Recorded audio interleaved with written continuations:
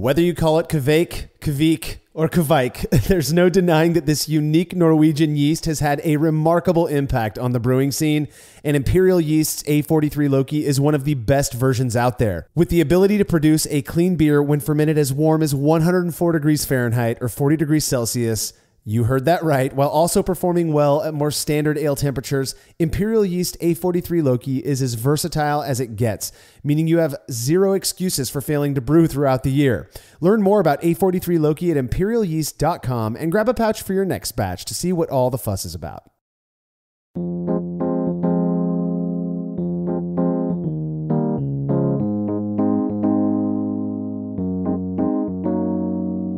While relatively young here in the United States, brewing has a rather long and rich history in other parts of the world, places where, due to lack of modern technology and industry at the time, brewers were forced to use what they had available to them.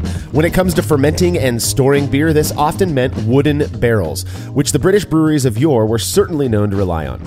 You're listening to the Brewlosophy Podcast. I am your host, Marshall Schott, and in this episode, I'm joined by contributor Andy Carter to talk about the impact using oak in British ale has, namely strong bitter. Yeah, so I think we're all familiar from brewing.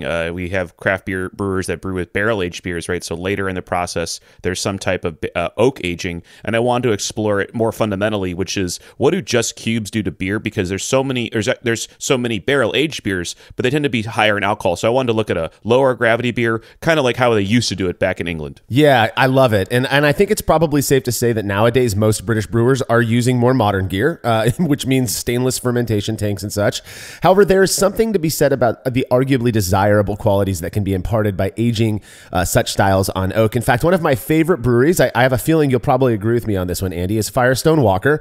And they really made a name for themselves with a beer that they call DBA, or Double Barrel Ale, a delicious British-style beer that's fermented in oak barrels. If you ever go to their brewery, you can see all of those barrels, which is pretty rad. I may not use oak much in my brewing. I definitely appreciate what it contributes to beer, though, and I look forward to chatting with you about that today, Andy.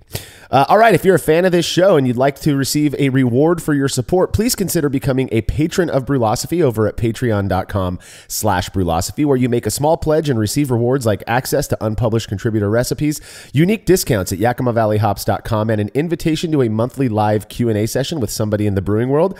Coming up later this month, that's March of 2022, the hosts of the rad homebrewing podcast Homebrew Happy Hour will be hanging out with patrons and answering their questions. In addition to hosting Homebrew Happy Hour, Joshua Stubing, Todd Burns, and James Carlson are all also involved in the brewing industry in their various ways, which means they're going to be able to answer all sorts of questions patrons might throw at them. To be a part of this event, you got to make your pledge at patreon.com/Brewlosophy by Friday, March 25th, as the guys are going to be taking questions on that Saturday, the 26th. All past sessions are stored on our private Facebook page, so patrons can go back and watch them whenever they want. Again, that's patreon.com/Brewlosophy. And if you wouldn't mind letting us know what you think about this show by leaving a rating and review in Apple Podcast or wherever it is you listen to podcasts, we seriously would appreciate it immensely. I know it only takes just a few seconds of your time to do that, and if you drop a little note in there, we really do take that seriously, and we might use it to influence the way we approach recording this show. Thanks to everybody who has already left those ratings and reviews. Again, we really appreciate it. Feedback is brought to you by Brewers Hardware, who specialize in triclover compatible sanitary fittings, conical fermenters, kettles, and brew stands. Brewers Hardware offers a variety of unique items for home and craft brewers, including high-quality stainless fittings at great prices with very fast shipping. Learn more at brewershardware.com, and don't forget to mention Brewlosophy at checkout to receive a free gift. That's brewershardware.com. Listener, I think I'm saying this properly, Jonas Wegman from Germany had some feedback after listening to our experience episode on speaking the language of brewing.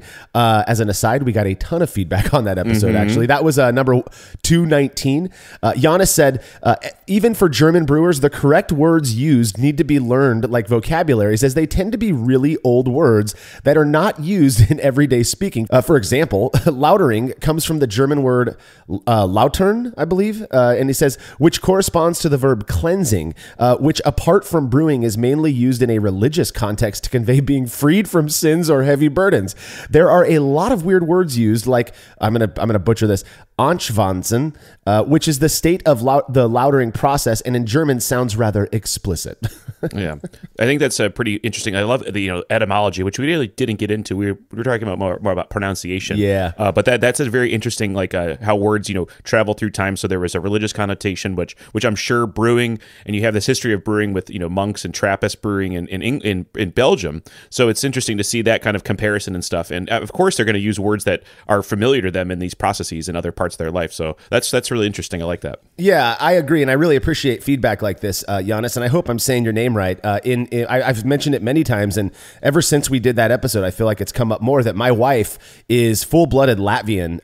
One of the 3 Baltic states over there in Eastern Europe, and there is one of the more common names is Giannis. So that's why I'm saying it that way. It might be Janice. I'm not entirely sure, but I was just having a conversation with my wife yesterday about how certain languages, just in general, adapt new words, and it's kind of you can really go down rabbit holes when you start talking about this. I was one of the words that came up was the word that Latvians use for computer.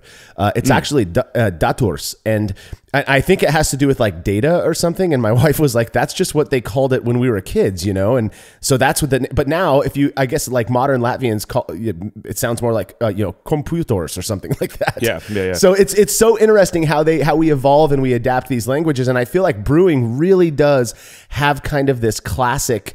Or we kind of defer to the classical terminology, maybe in part to kind of maintain this culture. I don't know, but I think it's kind of fun in my opinion. But well, there's this kind of interesting. You even think about modern brewing, right? So if we've been brewing as a species for so let's argue 1,000 years or something, maybe making fermented alcohol for like last 1,000 years, and then we've commercialized in the last hundreds of years, and today specifically, I think we've made more beer in the last 10 years than we've made in the last hundreds of years. Right? I mean, there's so much beer, so many more people. Now, again, you could say there's probably maybe an equal amount of beer, whatever. But the innovation has changed, and I think it's changing so rapidly that words don't mean the same thing anymore, right? I mean, we use words like mashing and loudering and things like that.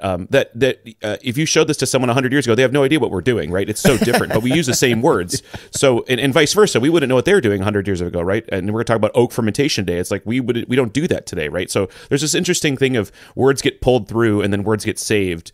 And we're coming up with new words, right? And so, it's a whole history, and words is hilarious. I think it's fun, hilarious. It also completely perplexing, like Yana says. It's like, we don't understand that sometimes, but we do like our repeating ourselves. We do like history. It anchors us, I think, in some way. Yeah. And so it makes sense. So just know.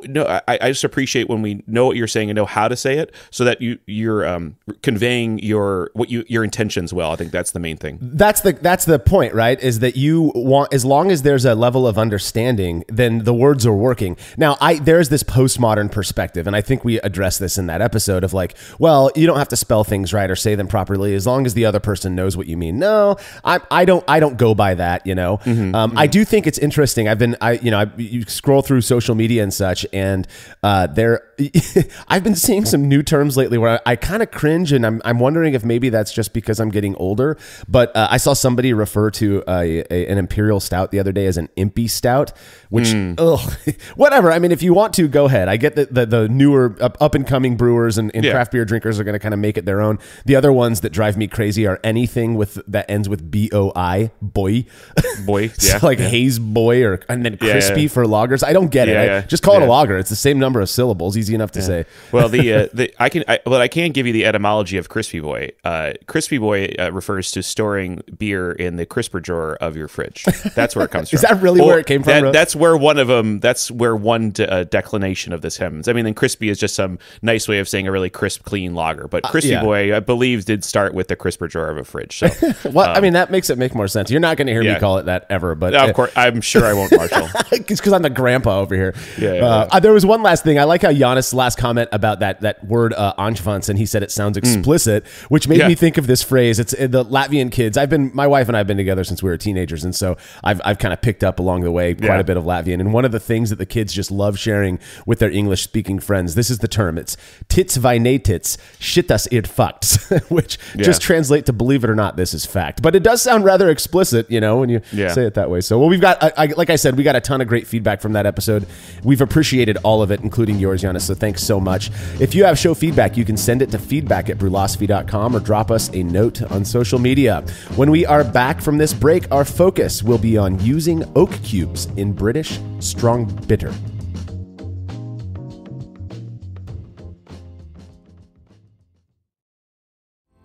Chilling work can be a chore, especially after a long brew day, but not with the Xchillerator Counterflow Chiller, which can chill a 5-gallon or 19-liter batch of wort in 5 minutes or less, leading to a strong cold break and clear wort in the fermenter. Brewlosophy's Matt Del Fiacco uses the Xchillerator Max and absolutely loves it. In addition to improved chilling efficiency, every Xchillerator comes with a 5-year warranty that covers the entire chiller for manufacturer defects. If you're looking to up your chilling game and a CFC is right for you, head over to xchillerator.com today. There's no denying that stainless steel is the best material for brewing equipment, and Delta Brewing Systems offers some of the lowest prices on high-quality stainless gear, like the Firm Tank, which in addition to holding 8 gallons or 30 liters of wort, comes with a domed lid to even further reduce the chances of a messy blow-off. Plus, it can hold up to 4 psi of pressure for closed transfers. Delta Brewing Systems also has their own line of brew kettles, as well as one of the lowest-priced all-in-one electric brewing systems out there, and their prices are shockingly low. If you're in the market for legit stainless gear that won't break the bank, do yourself a favor and head over to deltabrewingsystems.com today. Craftmaster Growlers takes traveling with and sharing beer to a new level. Made from heavy-duty stainless steel, Craftmaster Growlers are double-wall insulated and can keep beer cold for up to 8 hours. Unlike typical growlers, Craftmaster Growlers come with a swiveling tap and fully integrated CO2 regulator cap, allowing beer to stay fresh for 2 weeks or more. The square design takes up less space and will fit in most refrigerator doors, and every Craftmaster Growler comes with a 1-year warranty. There are 64 and 128-ounce versions available over at craftmastergrowlers.com. After a long brew day, the last thing I want to do is waste more time chilling wort. I've tried so many different options, and ultimately I settled on the super efficient immersion chillers made by Jaded Brewing. With the King Cobra and Hydra, I'm able to chill my entire batch of wort from boiling to just a few degrees above groundwater temperature in as little as 6 minutes. If an immersion chiller is right for your brewery, then do yourself a favor and check out all of the rad options Jaded Brewing has to offer at jadedbrewing.com. And be sure to let them know Brewlosophy sent you.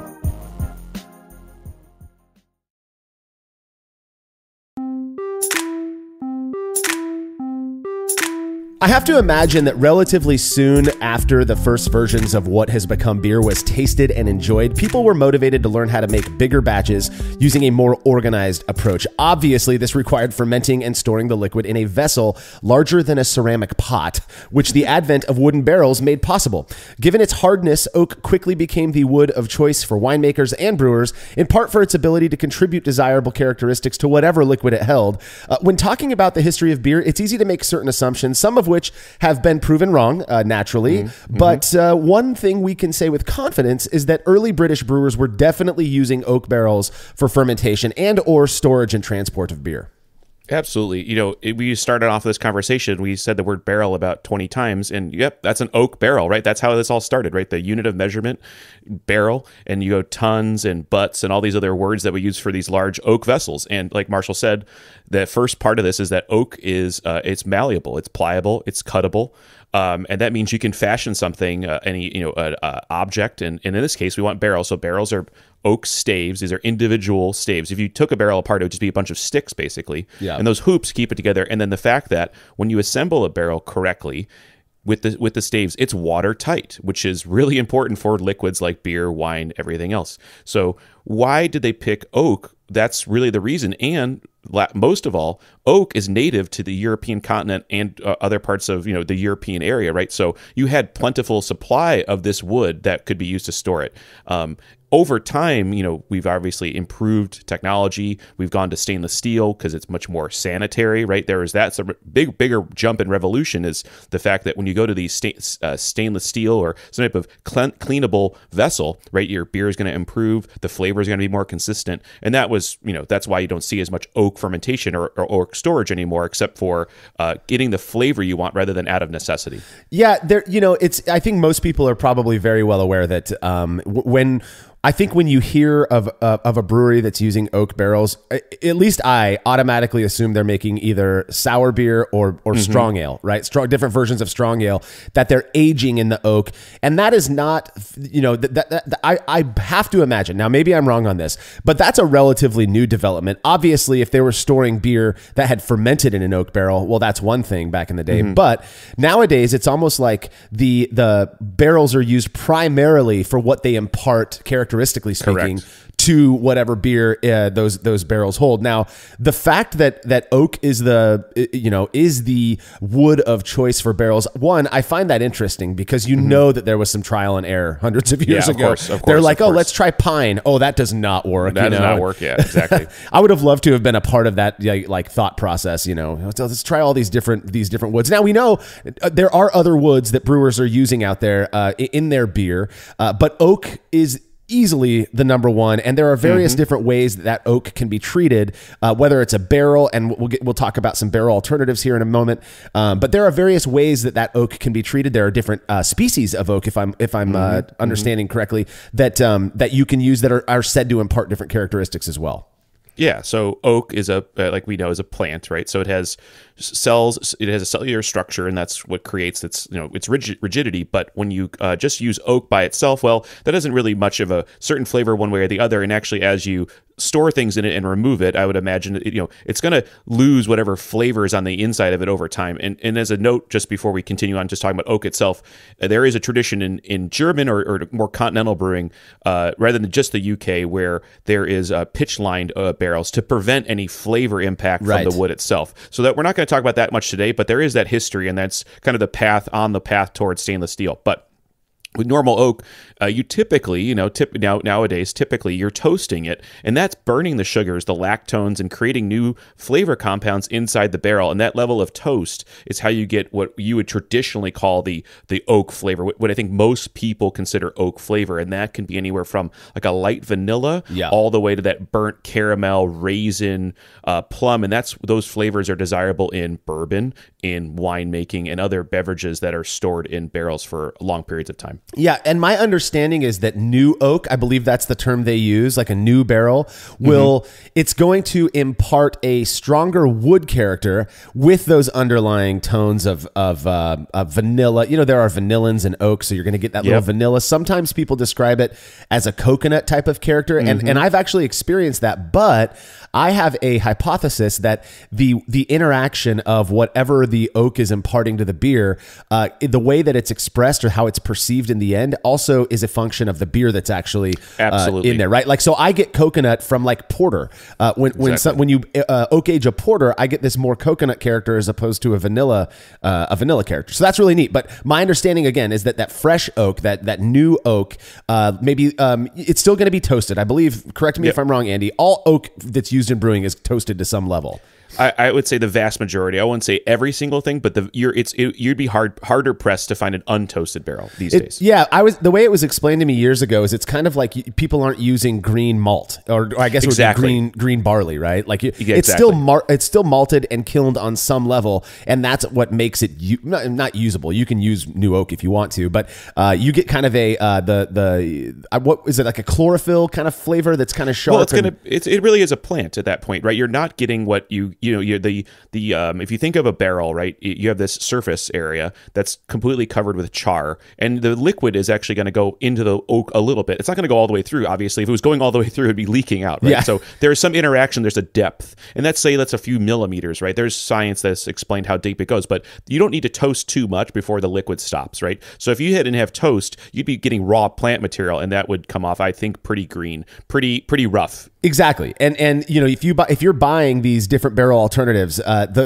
every barrel alternative that you're going to buy, which we'll talk about here in a sec, is going to be toasted to some level. And you can get like a light toast, a medium toast, or a dark toast. I am by no means a barrel or wood expert. I think I've used wood maybe 6-7 times in my entire brewing career. But I do appreciate what it does. I just don't like having 5 gallons of oak aged beer around. But when I think of oak, the three main types of oak that I think of are American, Hungarian, and French. Are there other? Obviously, oak is grown in other countries than those, but those seem to be the go-tos for barrel making. Which a little lesson here: a barrel maker is called a cooper, and you get barrels at cooperages. So, but those seem to be the three main types of wood. Yeah, exactly. So American oak is, that obviously took a big jump in from bourbon production. There's a lot of rules around what can be called bourbon. And that's because it has to be new barrels every single time. And that's generated a business, right? These things don't exist without businesses. And these regions you have these major three ones is these businesses around them. So the American oak, it's known to be a little bolder than the other oaks. French oak, I think it's all about the grain structure and how when it's toasted, it changes. So there's actually, usually they're more expensive because they leave a little, people say a finer oak flavor. And I don't have as much experience with Hungarian oak, but again, these businesses exist for, the reasons that whatever supports them. So I think that's the rarest of the ones, at least in the market. So I don't have as much hands-on knowledge about Hungarian oak, but mainly you'll see American oak barrels in bourbon production and some winemaking, and then French oak is, I would say, more winemakers using French oak, so they have to pay for it. And yeah, you don't get too many uses out of those barrels, so it's kind of an expensive thing. But the only way to make that wine, that high-end Merlot or that high-end Cabernet Sauvignon, is to use those barrels. So yeah, to make those styles, they have to be oak aged, right? I mean, have to be oak aged if you want to make a proper version of those types of wines. Yeah, exactly. So obviously, barrels are very difficult for the small batch brewer to use. There's no reason to have a 50-gallon barrel in your garage. Absolutely. You have to figure out a way to move it, to store it, to transfer the beer to it and from it, all that stuff. And I know, Andy, like homebrew clubs will do barrel projects and such, and you're working on those with Vibe and such. But for the vast majority of homebrewers, they're going to be using what we refer to as barrel alternatives. These are just wood products that have been treated in the ways that we need for using. Now, we did address this topic in a episode 83 on wood aging beer. It's a much more general overview, whereas in this one we're going to be talking about some specific stuff. But I would say the most common barrel alternatives are chips. You can buy cut down staves, or what do they call them? They're like little poles that you can drop into your fermentation. There's a brand, honeycomb kind of shapes. Basically, it's all about surface area. Yeah, exactly. So you have these different products. I've used, I think, all of them more or less. Different things, and they're like, I tend to focus on cubes. I think that's like the best bang for your buck. I will say what's interesting about the staves or the honeycombs, I think there's some brand names out there. You can get more than just oak, and that's a really cool experiment, actually. There's some very interesting flavors you get from other woods, and there's one in particular I really like. It's called Palo Santo wood, and Dogfish Head has made a beer named Palo Santo Porter or Palo Santo Pale Ale. It's a big, they stored in a big Palo Santo wood tank, and I bought the sticks, just the spare sticks by themselves, and they provide so much coconut flavor. It's amazing. That's wild. But yeah, it's really fun. So you can buy these different woods, and that's all based around why honeycomb is there as a surface area to volume ratio, right? You expose more of the wood to the beer and that surface area, and you get more flavor impact much more quickly. And so I think they're a great little fun, like we said, you don't want 5 gallons of it. Maybe you'll do a gallon of it just to see what you think of the flavor. But these are different products, and they range in all these prices and stuff like that. Yeah. So oak cubes. Let's focus a little bit on that. The nice thing about oak cubes now, they are literally cubes. They look like dice. They're about 1 inch by 1 inch square cubes, obviously, and that means you've got 6 open faces on each one of these cubes. You take them. I think a lot of people boil them ahead of time to kind of attempt to sterilize them before tossing them into their beer. You can ferment with them in the fermentation vessel. You can add them after fermentation, and they come in all of these various types. I've actually purchased French oak cubes, and I've purchased American oak cubes. I've purchased dark toast. I've purchased medium toast, and they're very inexpensive. More Beer has pretty much the entire plethora of oak cubes. Probably one of the more common or more popularly used by homebrewers because, one, of their availability, but two, their ease of use. Yeah. Like I said, the bang for the buck is here because what you just said, Marshall, you get all this range, right? Which means you're going to get high quality versions of all of these different oaks, right? With a fraction of the space, cost, everything else. And it's just about the quality, right? You don't want to just be putting, so some winemakers, when you buy a wine kit at home, a homemade wine kit, they have oak powder, and that just sounds so gross. Yeah, but that's how they add. Not only are they adding oak flavor, but they're adding oak tannin, which is really important for balancing a wine, making it all sit correctly and sit properly without the use of a barrel. So for me, cubes are always the way to go. And like you said, you can have all these different varieties of them, and it's really fun. I somehow obtained a package of a bunch of samples, which was like 2 cubes of like every one, and I just ripped them all open and smelled them all, and they all smell so different. Yeah. And so it's so amazing the aromatics that come off of these cubes, and you haven't done anything to them yet. So yeah, and what's cool is you can read about them and then say, oh, I want to try this, try that, and that's what I kind of wanted to do with this experiment. Is okay, well, what am I getting out of cubes, which cubes without or not, and see what kind of flavors are imparted to the beer. So I've only used oak cubes 3 times, and just various styles of beer. I think most of them were dark. That's kind of my jam when it comes to wood character. I like it in porter and stout. I made an oak aged saison one time, and that was a very interesting. Somebody challenged me on that one, nice. And it was. But I went with kind of a lighter oak, a lighter toast oak, and I thought there was kind of that cellulose kind of. It almost was more woody, like when you when I was a kid. We thought it was cool to like rip off a twig off of a tree and kind of chew on it. Whatever. It kind of has that kind of raw flavor. Sure. I personally didn't think it worked very well in the saison, but it's completely subjective preference. There are people I know who absolutely love the flavor of lavender.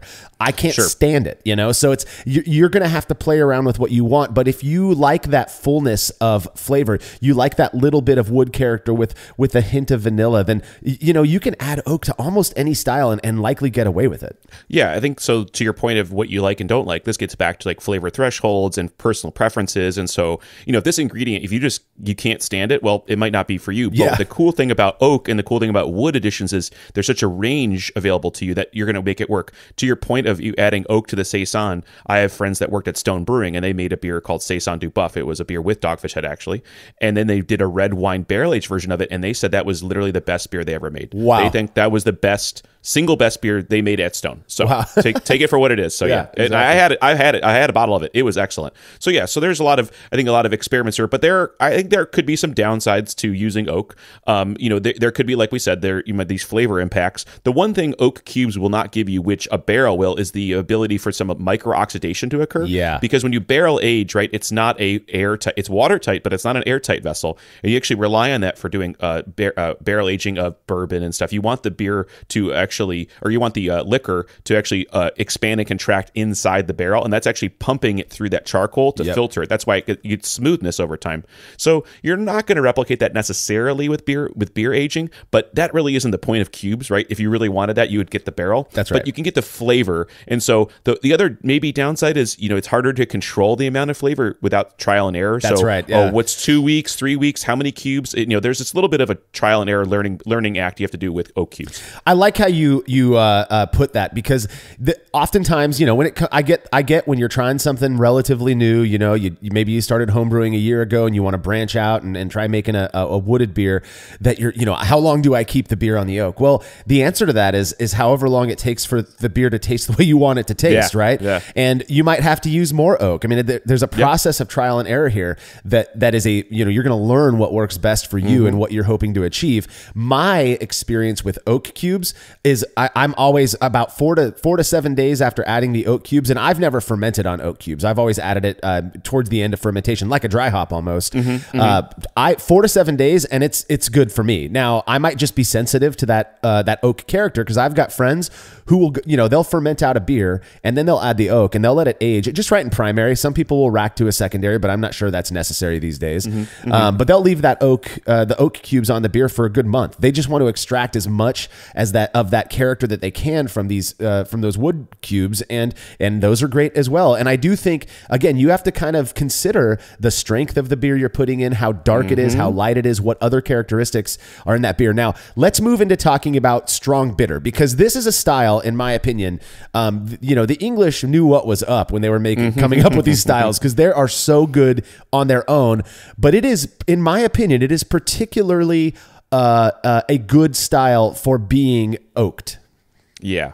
So, as we mentioned at the top of the show, there's Firestone Walker has this Burton Union system, which is a way to ferment, not just age, but ferment the beer in oak. Yeah. And actually, DBA, Double Barrel Ale, still sold today, still a great beer, time honored.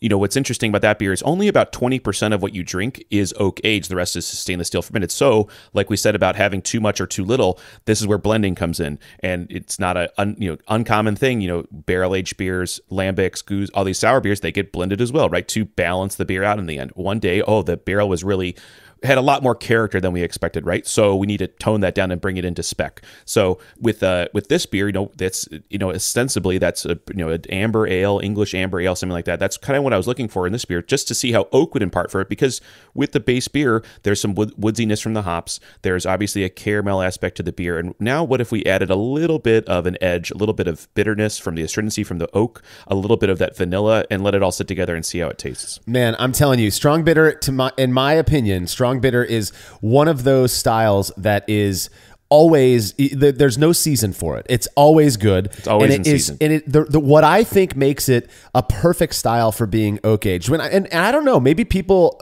disagree with me on that and think that sounds nasty, but it does. Like you mentioned, it is notably malty. It is caramely. It's toasty. These are all terms that you use to describe oak character as well. So you imagine combining that, getting a little hint of that vanilla or possibly coconut thing.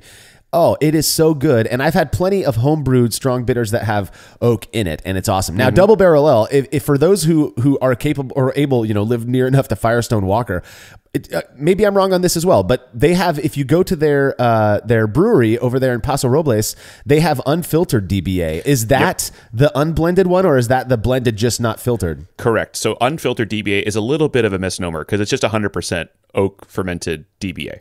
So you get it. You can have it unvarnished, unblended. Really, it should be called unblended or something like that. And it's delicious. It's phenomenal. Amazing, what's amazing about it, which is kind of where this experiment started, and I think future ones will end up, is the fact that oak fermentation in this case, you think, oh man, this thing is going to be ripping with oak. It's not. It's super well balanced. It's super drinkable by itself, and that's what's so cool about DBA is that you get a little bit of it, and then you get the full story. And actually, I believe most, if not all, Firestone Walker facilities have unfiltered DBA on tap. So if you're up in the LA area, you can go to the Propagator, which is in Venice Beach, and you can have it on tap there. And please go get it. It is so good. Yeah, it's I think of unfiltered DBA as the same way people talk about the I don't know what the term is, but Pilsner Urquell, how you can get it, the Keller version of it, and it's like if you can get it, you have to get it. Like that's every beer person's must. It is. You bring up an excellent point because it regionalizes and puts geography to these things. Yeah, because they keep DBA, unfiltered DBA,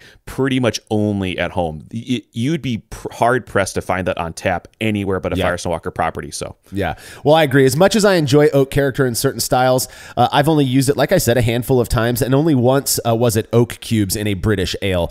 Only one time did I use it where it lined up like that. That was many, many years ago, and even so, I remember that beer being very good. The vanilla woody notes nicely complementing the rich malt character from the Maris Otter and Crystal malts. Now, I'll admit that batch was my friend's and my attempt to emulate Firestone's DBA. I have a feeling people on the West Coast, when they're oaking a British ale, are probably inspired on some level by DBA.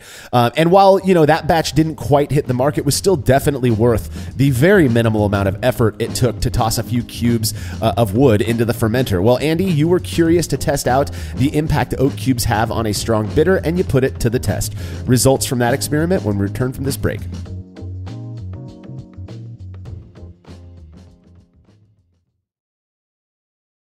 Family-owned Atlantic Brew Supply is the largest homebrew shop in the Southeast. No gimmicks, no multinational corporate overlords, and no BS. They offer exclusive malts, yeast, and more from local artisans, as well as award-winning recipe kits. They also sell professional brewing gear and cask equipment from sister companies ABS Commercial and Cask Supply. Most ingredients are available by the ounce, plus Atlantic Brew Supply has an on-site calculator to help you craft your best brew. Orders are processed same day, and 2-day shipping is guaranteed for East Coast customers. Get 15% off your first order using promo code BREWPOD. That's BRUPOD at AtlanticBrewSupply.com.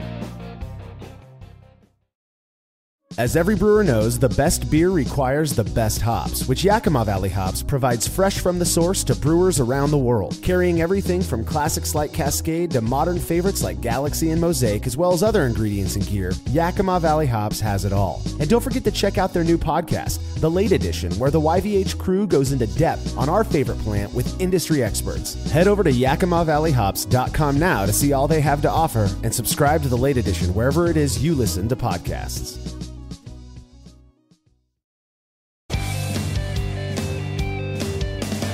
Compact and simple to use with a small footprint for brewing indoors, the Grainfather makes it easy for you to brew professional quality beers at home. The Grainfather is an all-in-one brewing system that lets you brew all-grain beer in a single, compact stainless steel unit. It uses an electric heating element and pump to maintain a constant temperature and to circulate the wort during the mashing and cooling stages. It also comes with a counterflow chiller to reduce chilling times and produce high-quality wort. And now, with the addition of their conical fermenter, the Grainfather takes things one step further by offering homebrewers state-of-the-art temperature-controlled fermentation just like commercial breweries use. And with the Grainfather Recipe Creator and Connect app, you can easily design a recipe, sync your brewing system with your phone, and then just sit back and relax as the app takes over and assures that you maintain your scheduled mash temps and boil schedule.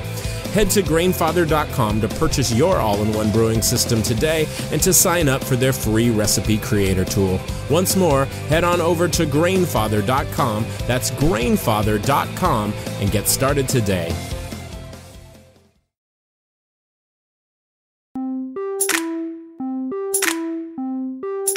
It's likely the vast majority of craft beer drinkers, homebrewers, and listeners of this show have had beer that spent some time on oak. They're very common these days, and they likely perceived some oak character. I know I have, but was it actually there? That's what you aim to explore with a recent experiment, Andy. Yeah, and I think this, you could read this and say, oh, well, of course this is going to come back significant, but I think there's so much power of suggestion. We say, hey, man, I oak aged this beer. Oh, of course you're going to taste oak now, right? I just told you so. So let's put it to the test.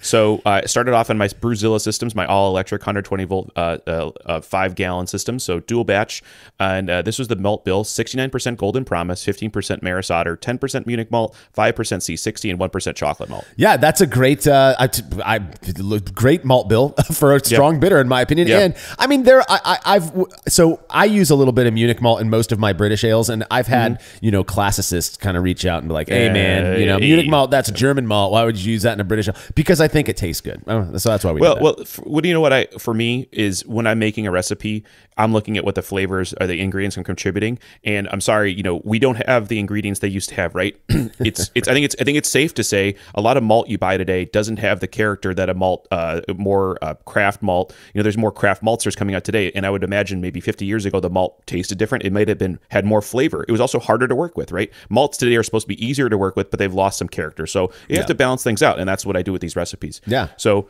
pretty simple brew day, single infusion mash, 154 Fahrenheit or 68 degrees Celsius.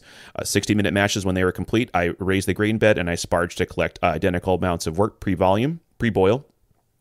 Both worts boiled for 60 minutes, and I just did 9 grams of Northern Brewer at 60 minutes, 9 grams Northern Brewer at 30, and 15 grams of Liberty at 15. Yeah, great hop schedule. I mean, Northern Brewer, again, that's a German hop, but it's great for bitterness in any style, in my opinion. And it has a little woodsy character, which I wanted to pair with the oak. Yep. So after boiling, they were chilled and racked into sanitized Delta firm tanks. OGs, both 1052, so on the money. Filled both fermenters, put them into my Keyser at 66 Fahrenheit or 19C. I let them cool overnight. They tend to go in pretty hot, so then they have to go the next morning. I can pitch yeast. That next morning, I pitched 2 pouches of Imperial Yeast A09 or the pub strain, Englishy kind of thing would make sense. Yeah, that's the Fuller strain, the source is Fuller's is what Imperial has shared with us, and it is probably, again, for lagers I love Harvest, and for ales, I mean, I use pub for American style IPA, and it's phenomenal. I like the way Malcolm describes the character he gets from that strain. He says it's a kind of a light peachy ester, or not peachy, perry ester. And that really does, it sounds weird, but that goes so well with that kind of caramely malt character you get from a lot of these British ales. You think about like caramel on a peach or on a pear. I keep saying peach instead of pear, but that strain is one of my favorites, not known for being highly attenuative, though with certain process changes you can really get a beer to ferment out with that yeast. Well, you're making me think I should make a cider with it now. I have actually, and it works. Nice. It works really well. Yeah. Excellent. So about a week after fermentation, I raised the temperature to 70 Fahrenheit or 21 degrees Celsius just to make sure the beer finishes out completely, and left it there for a few more days before racking and taking hydrometer measurements. And both beers ended up at 10-12. So we haven't added the variable yet, so we're good. We're seeing the same two beers track, so that's excellent. Yeah. So so you've got this beer, it's fermented out. This is one thing we didn't really hit on in the last segment, but I do think it's very common, particularly on the smaller batch homebrew scale, to add wood after the fact, after fermentation is complete. And then, you're using it basically for aging. And Correct. Again, the nice thing about these smaller barrel alternatives like oak cubes is they don't require nearly as much time for the exchange of the wood characteristics to be imparted into the beer. Exactly. And so at this point, you've got these two beers that I'm imagining probably tasted pretty good on their own. Of course. Yeah, they're fine by themselves, but let's really see what happens. So how I wanted to do this, I wanted to be both in, like every experiment, you want to be process driven, process first, right? So we want to have controls and variables under, correct. So what I want to do, and this is something I do usually when I'm adding something post-fermentation, is some type of sanitization process. So I took 60 grams or 2 ounces of a medium American toast, and I used my microwave and a mason jar just to sanitize them real quick. So I microwaved them for about 5 minutes. This is just to get anything that's off the surface of it. And it's not going to be obviously perfectly sanitary, but just give them something a little bit. And this also kind of removes some of the harsh wood particles that are on the outside, just so that we're not getting like a really heavy tannins. And then I, like I said, microwaved those for about 5 minutes. I then added just the cubes to one keg, fully purged the keg as well as possible, and then rack the beer into those 2 kegs. So let's talk a little bit about that. You did not add the liquor that you basically the oak water that you microwaved the cubes in.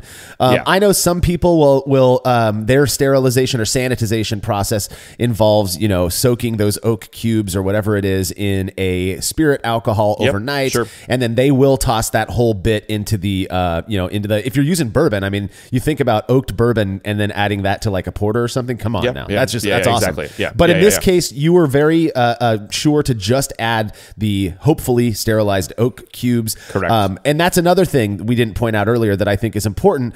One of the good things, ostensibly, about pre-treating your oak cubes by boiling them, whether it's in the microwave or on the stovetop, is that you are purportedly reducing the leaching of that kind of sharper wood character. You're kind of softening the oak character in the beer. Yeah, and I just want to make sure we're getting more. We're not going to get biased or some type of extra signal in our eventual blind triangle testing with some type of like super high bitterness, right? That would just throw off the experiment. We're trying to go for the flavor. Now, of course, there is going to be some tannic pickup. You would assume so, but we don't want to be too prejudiced or bias the experiment too much that way. So.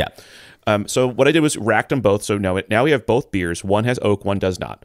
I let those sit for 2 weeks at 60 Fahrenheit or 16 degrees Celsius. And then I racked both beers again off of those kegs into 2 new fresh sanitary kegs. I did this because, one, I wanted the oak cubes not to sit for a longer, extended period of time as the beer was conditioning and carbonating. And 2, I didn't want the other beer to get any type of weird process bias because it wasn't racked as well, right? So both beers got re-racked and then put into new kegs for conditioning and carbonation. We really go the extra mile on some of these. And I know that it's easy for people who are reading the articles to think that we're just kind of going at these willy-nilly, but we really do try to isolate the variables that we're testing as best as possible. And in this case, that did require doing what looks like from the outside an additional step on the beer that's, the control beer. But you have to do that so that you can say both batches were treated equally. You did that here. You let, again, just to reiterate, you let the beer sit on the oak cubes for 2 full weeks, right? And you held it at 60 degrees Fahrenheit. Is there a reason you went with that temperature? I was wanting to make sure that in general there was no extra aging at 670 or even 80. My house during the year when it's warmer can get quite hot. Mm-hmm. So I was like, let's just make sure nothing else happens along the way, some type of temperature fluctuation. So I just my keezer was available. I just set it to 60, let them sit in there, and made sure kegs. If you have cornies at home, you don't want to give them a little bit of gas just to make sure they seal properly. So I was watching them, making sure there was no extra leaks. So you just being as careful as possible in trying to keep the two beers similar as possible going forward. Yeah, it makes sense to me. So now it was time to collect to gather your data to get you see where we're at with this. And again, to reiterate, this is not we're not going into this thinking, oh, we don't think oak imparts any character and we want to prove that. No, you have to establish, in my opinion, if you want to use something properly, you have to establish the type of impact that it actually has. And that's kind of what motivates these types of experiments. We are expecting the oak to have an impact. We are not trying to prove anybody right or wrong or prove ourselves right or wrong. We're curious brewers and we want to see the types of impact they have. So that was the motivation for this experiment. And so when the beers were ready, you were able to serve them to tasters. Tell us about those results. Yeah. So we did 16 people, and to get a significant answer on this, we would need 9, and we got 12. So this came back with significance, which is great. And I did my own. We do our own internal blind triangle testing or semi-blind triangle testing, and every single time I was getting it bang on. It was clear that one had some type of, it had a different aroma. It had like a spiciness to it, not necessarily like coconut or vanilla, almost kind of a phenolic. It was interesting. I think that's when the beer meets the oak, like we say 2 + 2 = 5 sometimes, that's when something else happens. And the flavor, of course, had vanilla and coconut, but it had an interesting aroma. But yeah, I mean, it was quite apparent. And, I think this makes sense, right? We kind of expected that going in, and it would be interesting if it didn't happen this way, but it was good to see that, and it was nice. Beers were very pleasant, very drinkable. And then we also took some data from the result. Then we always ask people what they thought of the two beers. Well, yeah, we ask their preference. No matter what, we always ask the preference. It's built into the survey, but we only report on the preference when it's a significant finding, because otherwise it's just people random. The way we have it set up, people who don't get the triangle test right are actually choosing the beer they prefer. They're both identical in the two that they're comparing, which I think that'd be a funny thing to report on at some point. But but in this case, it was significant. So those who were correct on the triangle test actually were asked to compare the two different beers and pick the one they like the most. And I do, preference will always be subjective. Now, it can be argued that if you serve somebody, citric acid and then somebody else gets a milkshake, they're going to choose the milkshake 100% of the time. I get that. But when it comes to things like this, there are going to be people who like the non-oaked beer. There are going to be people who like the oaked beer. This data does not mean you are going to join the masses or the majority. So that being said, of the 12 people who were accurate on the triangle test, only 4 of them preferred the oak aged beer, whereas 7 liked the beer without oak more, and 1 person had no preference despite perceiving a difference. But that is close to an even split, right? I mean, that is not wildly weighted towards one or the other. To me, it makes perfect sense, right? I think, yes, there's some, obviously some preference for the beer without oak, but that could be you just don't like oak, or I didn't, or how the oak was being perceived, how I used it, you didn't like, right? And this is everyone does this within about 2 to 3 minutes, right? So this is a flyby kind of situation, right? Oh, I had a sip, and that's it. It wasn't like they sat down and drank a pint of it, right? I think that's a big difference, that when you do these kind of beers, like, oh, I'm going to try this new ingredient, like, the one measurement is like, can I have a whole glass of this? Yeah. And this is not what people are voting on today. This is a very quick vote on this, but I think it makes sense. But then again, it wasn't like 0 and 12, right? It was 4 and 8, which is relatively, relatively, if a little bit weighted towards not oaking it. Yeah, well, and that's the thing. I have a feeling with stuff like this, for most beer drinkers, a non-oaked strong bitter is going to be more familiar, and we tend to prefer those things that are familiar. Absolutely, absolutely. And so there's a piece of that plays a role. But 4 people liked the oaked beer more. I mean, that to me seems pretty telling. That it was probably a good example of an oaked strong bitter.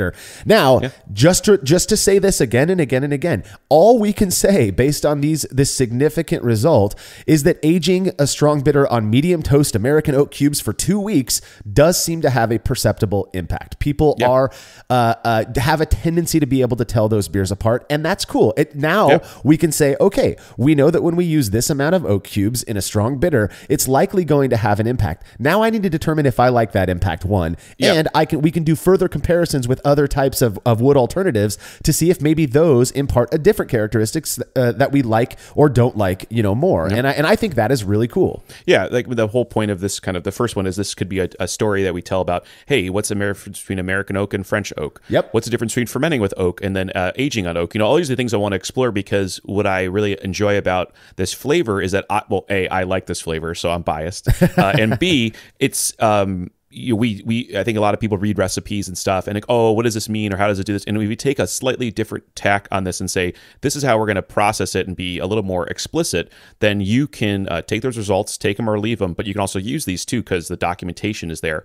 And so, hey, this is what people saw, this is how I perceived it, and you should use at least a baseline you can start with. So yeah, I love it. And this is exactly the kind of stuff that I'm fascinated with. I don't use wood in my brewing very often at all. But there are styles. Imperial stout, porter, a nice American porter with that nice heavy toast, American oak character is so delicious to me, and it works really well. And now it's just kind of nice to know. I know again it's strong bitter in this one, but it's nice to know that at least in this trial we were able to extract some characteristics from that oak that people seem to enjoy. And did you tell us what your preference in these two beers were, Andy? I think I slightly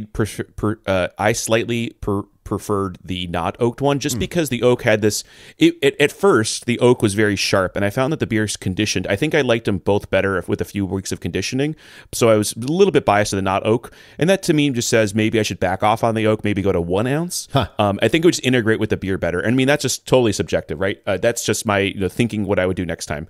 I did 2 because I have a good experience with 2 ounces in the past. So yeah, and so you were doing what you knew worked in the past, or what you thought worked in the past. That makes total sense. I have to imagine also though that sure, you can call American oak, you can toast it the same, but there's got to be some between tree uniqueness. No two trees are exactly the same, and so maybe the oak that you used came from a tree that just happened to impart more of a spicy phenolic type of characteristic, whereas other another a batch of oak cubes maybe would have been more vanilla forward. Who knows? And that is the one thing, like unlike hops or unlike malt, where there's a lot more regulation, a lot more certificates of authenticity and stuff. I mean, this was a jar of cubes I got at the homebrew shop, right? Right. So there's a little less. You can go and get brand name cubes, like we said. There's all these companies that sell it, so that's a little bit different, right? And so that's something I'd be looking at in the future. Yeah, I like it. Well, we got a couple of reader comments I'm going to get to on this one.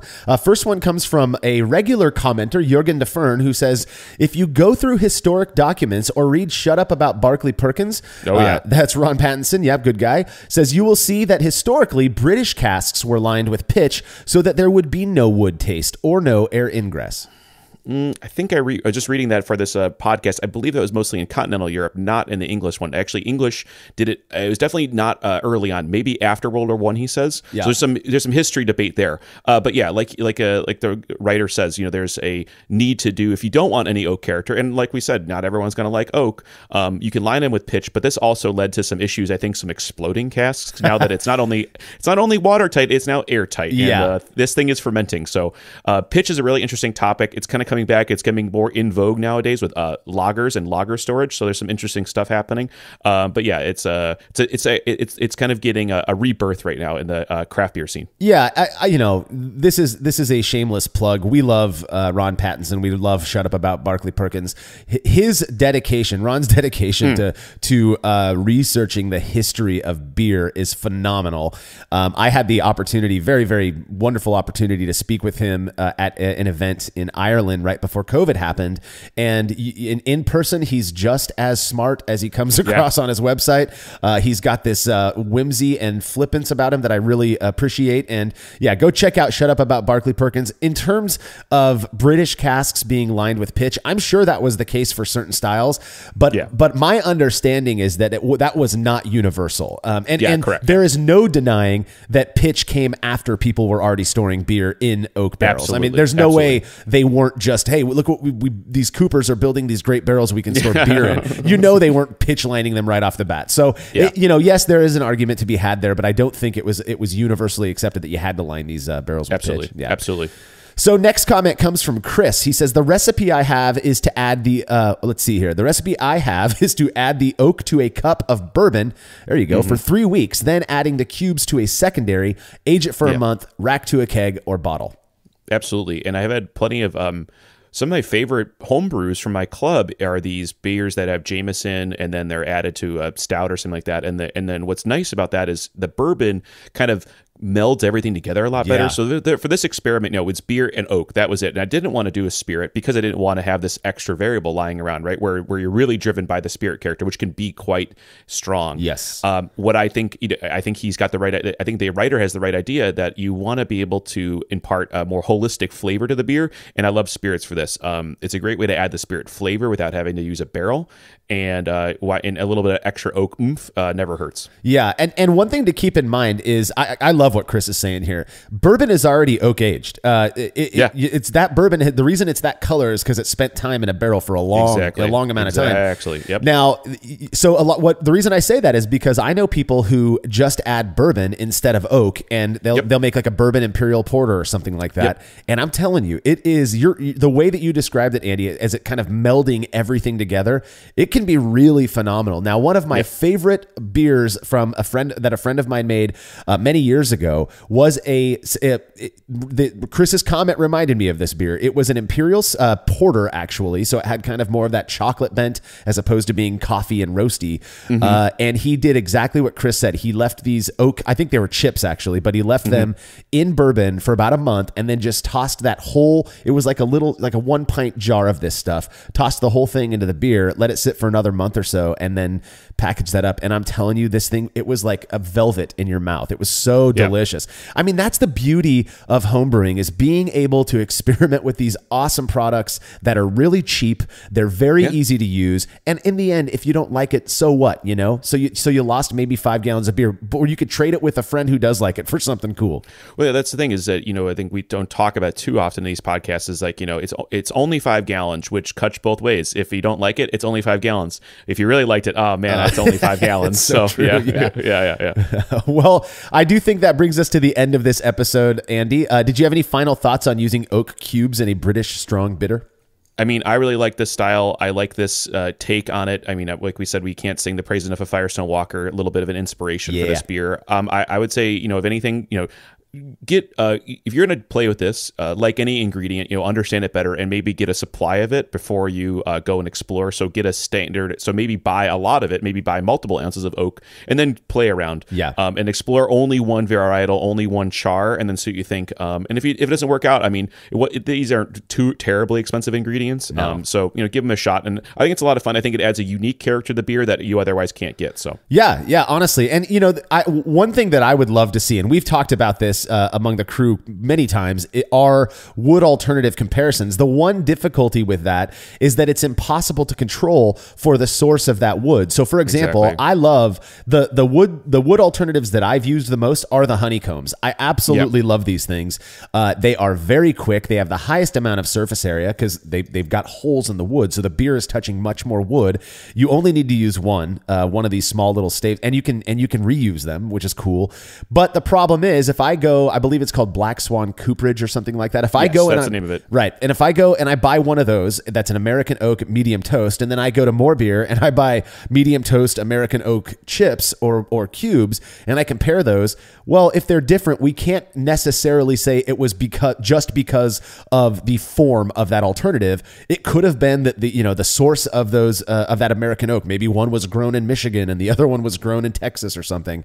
So that's one of those things that my neuroses kind of gets me caught up on. But I do think there's value in it, and I look forward to doing it potentially in the future. So, well, don't forget to subscribe to the Brew Lab podcast, where host Cade Job takes you into the lab with real brewing scientists to discuss fascinating research they've done on our favorite beverage. And as always, you can read more about the experiment we discussed by clicking the link to the article on brewlosophy.com in the description of this episode. The Brewlosophy podcast is made possible by the generous support of our sponsors, as well as all of our rad listeners. We seriously could not do this without you. Cheers to everyone who has subscribed and left a review of our show. It makes a huge difference. If you haven't yet, please consider doing so. Head over to brewlosophy.com/support to view a list of ways you can easily help us to continue producing this podcast. If you want a reward for your support, visit patreon.com/brewlosophy. Thanks again for listening. We'll be back next week with another episode of the Brewlosophy podcast. Until then, think beer. Start off the morning with some hot tea, lemon and honey, cause it soothes my throat. Put some herb in the bowl, yeah, it's homegrown. Ain't gotta go through